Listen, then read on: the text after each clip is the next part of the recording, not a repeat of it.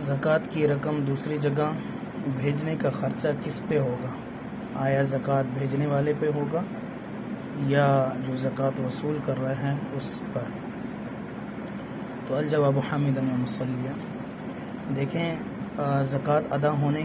کے لیے ضروری ہے کہ جو مقدار ہے زکوٰۃ کی واجب مقدار جو ہے وہ مستحقین کے پاس پہنچ جائے،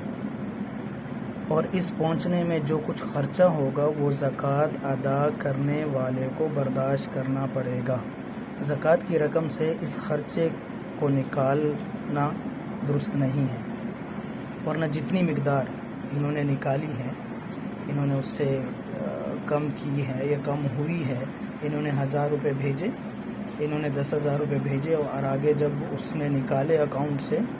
ایزی پیسہ اکاؤنٹ آج کل آ گئے ہیں، دوسرے اکاؤنٹ سے نکالا اور اس میں خرچہ ہوا، اس نکالنے میں کٹوتی ہوئی،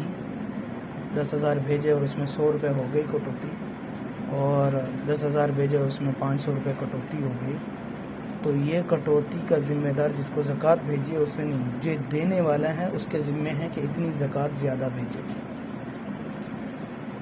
اتنے پیسے زیادہ بھیجے کہ کٹوتی کے بعد اس کی زکوٰۃ پوری ہو۔ خرچہ ہر صورت میں زکوٰۃ دینے والے پر ہے،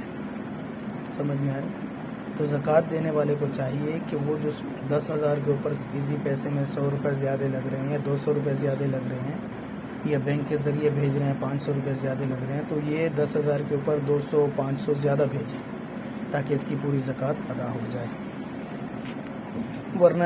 اگر یہ کم بھیجے گا تو جتنے پیسے وہاں کٹوتی ہوں گے اور زکوٰۃ وصول کرنے والے کو جتنے کم پیسے ملیں گے اتنی اس کی زکوٰۃ ادا نہیں ہوگی، دوبارہ اس کو ادا کرنی پڑے گی۔ واللہ اعلم بالصواب۔